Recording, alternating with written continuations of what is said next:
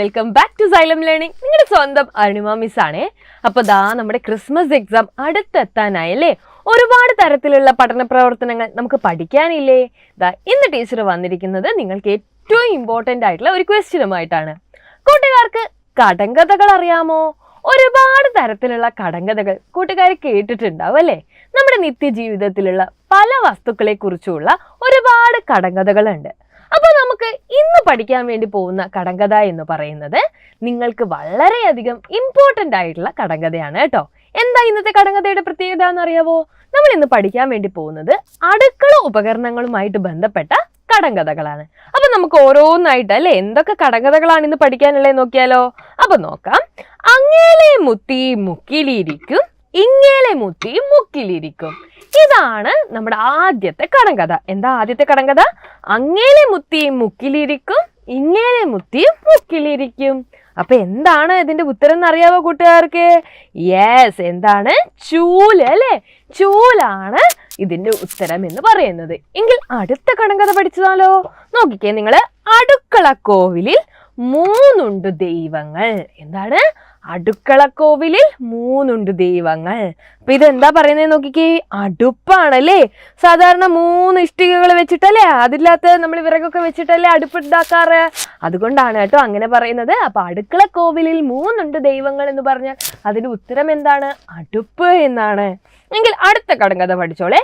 അച്ഛൻ തന്നൊരു ചോറ്റുരുള തിന്നിട്ടും തിന്നിട്ടും തീരുന്നില്ല. എന്താണ്? അച്ഛൻ തന്നിട്ടുള്ള ഒരു ചോറ്റുരുള തിന്നിട്ടും തിന്നിട്ടും തീരുന്നില്ല. എന്താ അത്?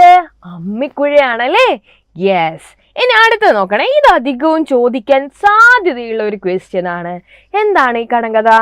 അമ്പാട്ടെ പട്ടിക്ക് മുമ്പോട്ട് വാല്. അമ്പാട്ടെ പട്ടിക്ക് മുമ്പോട്ട് വാല് അല്ലേ. എന്താ ഇതിന്റെ ഉത്തരം? ചിരവ അല്ലേ. എന്താണ്? ചിരവയാണ്. ഇനി അടുത്ത് നോക്കണേ. അമ്മ കിടക്കയിൽ മകൾ നൃത്തശാലയിൽ. എന്താണ്? അമ്മ കിടക്കയിൽ മകൾ നൃത്തശാലയിൽ അല്ലേ. എന്താ ഇതിന്റെ ഉത്തരം എന്റെ കൂട്ടുകാർക്ക് അറിയാമോ?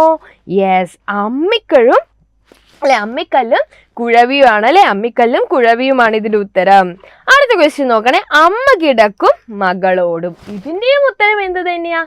അമ്മിക്കല്ലും കുഴവിയും അല്ലേ. യെസ്. അപ്പൊ അടുക്കള ഉപകരണവുമായിട്ട് ബന്ധപ്പെട്ട കുറേ ചോദ്യങ്ങൾ നമ്മൾ പഠിച്ചു അല്ലെ. ഇനി നിരവധി കടങ്കഥകൾ നമ്മൾക്ക് കണ്ടെത്താൻ വേണ്ടി പറ്റും. ഒരു കടങ്കഥയും കൂടി നോക്കിക്കേ. വായില്ല നാക്കുണ്ട്, നാക്കിന്മേൽ പല്ലുണ്ട്. എന്താ പറഞ്ഞിരിക്കുന്നത്? വായില്ല, എന്നാൽ എന്തുണ്ട്? നാക്കുണ്ട്. നാക്കിന്റെ മുകളിലോ പല്ലുണ്ട്. ഇതാർക്കാ?